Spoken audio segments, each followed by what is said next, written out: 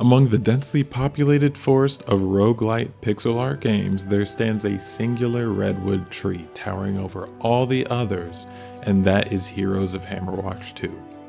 If I was just having a casual conversation about it, I'd probably just say, yeah, this is a good ass game, highly recommend it.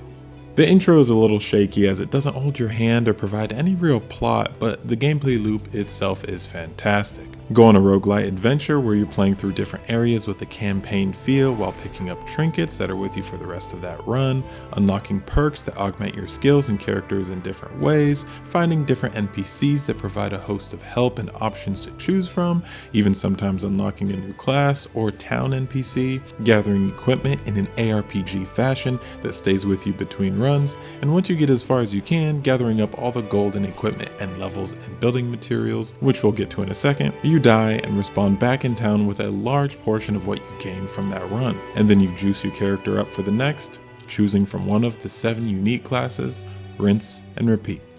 Before we get to the town to explain the roguelike mechanics there, I just have to talk about the tile sets or areas that make this game feel like you're playing through an actual campaign each run, rather than your typical roguelike game that just puts a bunch of squarish areas next to each other with one door leading to the next, and after 15 squares, you're done.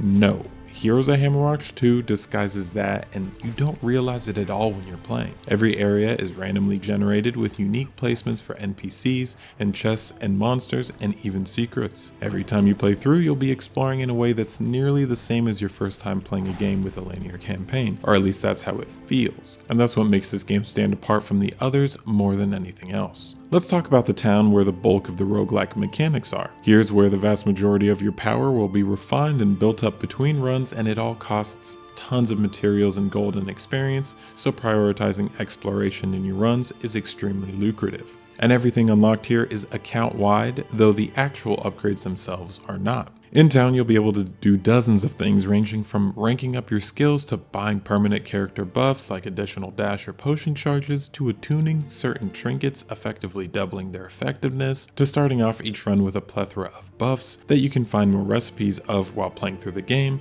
or even starting off with your favorite perk that is the cornerstone of your build. Whatever you choose to spend your materials and gold on, you are going to be very happy. There are probably hundreds of little achievements here and there that provide you with more points to spend or just give you straight up stat points. Also along those lines, every level you get with each class provides account-wide buffs to every character you play. High level Warlock, get a ton of elemental resistance. Strong Paladin, here's some armor. Every single thing you do in this game rewards you with points or materials or power to get you further into your runs, which in turn gets you more points or materials or power. Oh, and you got far enough and beat the final boss? Here's New Game Plus 1. New Game Plus 1. Another thing you'll love about this game is that there's no right way to play any class. On Warlock, for example, I make sure and keep my strength stat high enough to wear decent shields while using a dirk in my main hand instead of the default dirk tome combination. Why? Because whatever's in your offhand gives you an offhand skill, and the shields is bash. It stuns. No big deal, right? Well, if I get lucky enough on a run to get the rare perk for the Warlock's whip skill, which I often do, that turns it into a stunning skill as well, meaning now I stun with shield, attack a few times, back away, and stun with the whip skill.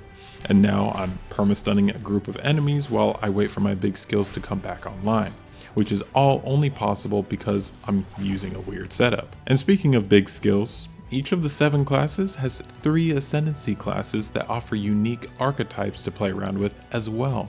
Once you hit level 10 on a class and upgrade your guild hall to level 3, granting you ultimate skills and a major passive skill. These are all overpowered, amazing, and build defining. And that's all about as far as 10 hours of gameplay will get you, but it honestly feels like you've barely scratched the surface at this point. I wholeheartedly recommend Heroes of Hammerwatch 2, especially if you're playing with friends. And it is a good ass time because it's a good ass game.